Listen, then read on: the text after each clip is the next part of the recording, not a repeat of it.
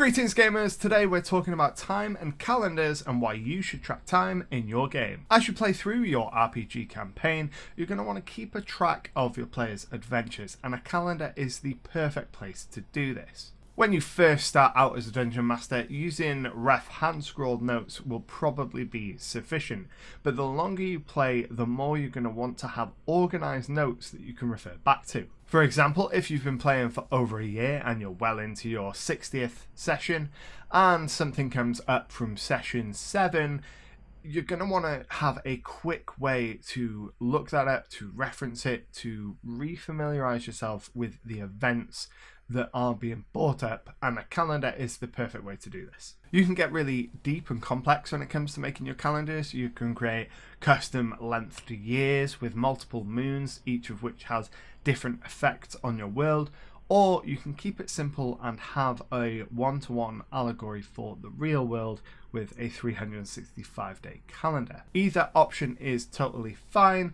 Just decide what you want to do before you start playing, because going back and changing things can be a real headache. For example, if you have a calendar where each of the months is a different length, and then you decide that you want a particular event to fall on a particular day, it could be that it doesn't line up with your existing calendar and you have to go back and add a day here, take a day away there, without your players knowing, and doing that can be really difficult. I speak from experience here. Or if you decide that your world has 3 moons, how is that going to affect things like lycanthropy and other were creatures that are dependent on the moon? In a traditional world, they're only going to be affected for a few days every month, but if you've got 3 moons, it could be that for most of the month they're in some sort of turmoil with their lycanthropy. So before you start making a calendar, you want to sit down and you want to decide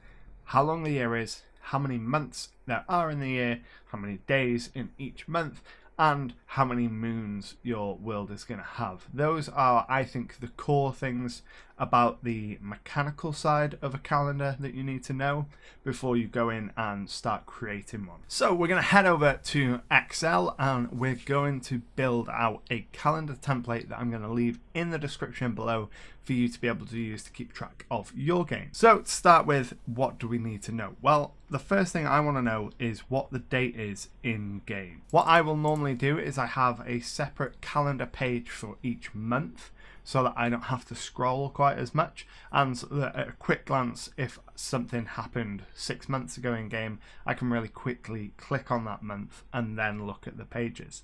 Next thing I want to know is I want to know what the date was in real life. The reason I want to know this is because I like to refer back to things that have happened and reference how long ago in the real world that those things happened. Because my campaign has been running for quite a while now, I like to impress upon the players how long they've been at this by referencing how many weeks, how many months it's been since a particular event when it comes up.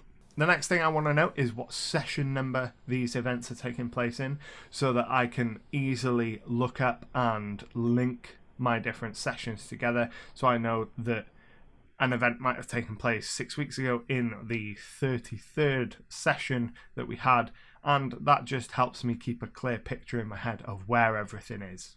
The next thing I keep a track of is the moon phase. Now, if you have multiple moons, you might consider making multiple columns for this and titling them. So one column for each of your moons so that you know where they are in their phase. This won't come up often, but when it does come up, you'll be glad that you know it. For example, if your players arrive in a new town and something has been killing the populace, they might ask, is it a full moon? Is the full moon coming up? They might suspect it's some kind of were creature. So it's handy for you to be able to go, yes, it's coming up to a full moon. Yes, it is the full moon. No, the full moon was a week ago. And having that readily available helps with that feeling that your players are playing in a real world, and it only requires a little bit of work on your end to start with. Next, I want to make a note of the location that my session is taking place in. I do this because at a higher level, once the players have access to teleportation or planar travel, or they have access to quick moving transport, sometimes they can hit 3 or 4 locations in a single session, and I want to be sure I know when they go to each of those locations. And then finally, my most used part of the calendar. This is the notes section. This is the largest part of the calendar. This is where I keep track of everything that the players do within that session. So, as an example, we'll write in some information into this so you can see how I would use it in a typical session. So, the date in game might be the 3rd of August. The real life date might be the 15th of February. It might be session 52. The moon might be a full moon, let's say. The location might be Westkeep. And then it would all be filled out before the session started. So I know where my players are starting each session. I know what date it's going to be when they start each session. So then during the session, let's say they talk to an NPC and they talk to him about a subject. I'd make a note of the subject of that conversation in as small a space as possible, just so I know the conversation has taken place. And then let's say they then decided to go and take a quest from a local captain. So I would make a note of take a quest from local captain. Then they might head to quest location,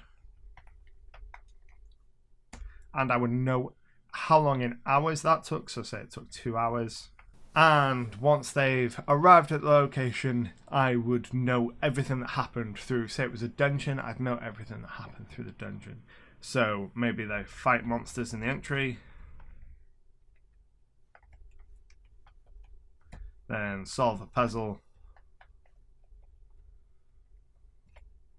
then fight more monsters, then fight the boss, then get the loot.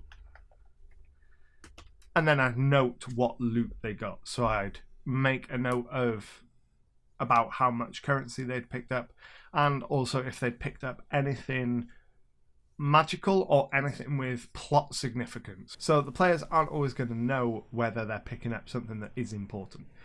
But I need to know that. And I need to write it down in such a way that I can find it quickly. So let's say they pick up the Sword of Truth. I need to make a note of that, because later on, once they start discovering things about this, I need to be able to use the find tool to find when they first came across this item. So the Sword of Truth. I can use the find tool. It will point me maybe 10 sessions from now. And I go, yes, several months ago when you went into the dungeon outside of Westkeep, you found the Sword of Truth.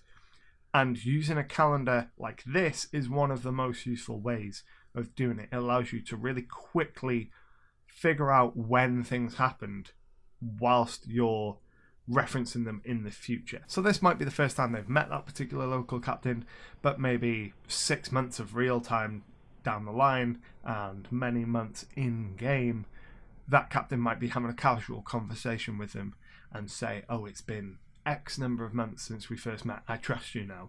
And little things like that you can pull from your calendars just to help your world feel that much more real.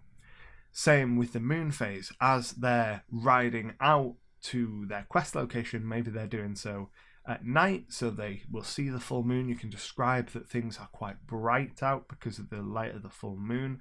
Maybe off in the distance, as they're riding to this location, they will hear a howl. And if you regularly describe the things that they hear, they might not think much of this. But if they ask what the moon phase is, or if they're aware of the moon phase, they might connect that it's a full moon and they hear a howl. Oh, somewhere within earshot is a werewolf. And that could be a future quest for them to find and hunt this werewolf. When it comes to making your own calendars, I recommend sticking to a 7-day week, because your players are all very familiar with the 7-day week and it's easy for them to wrap their heads around. When it comes to your months, I would strongly suggest keeping them as close in length as possible.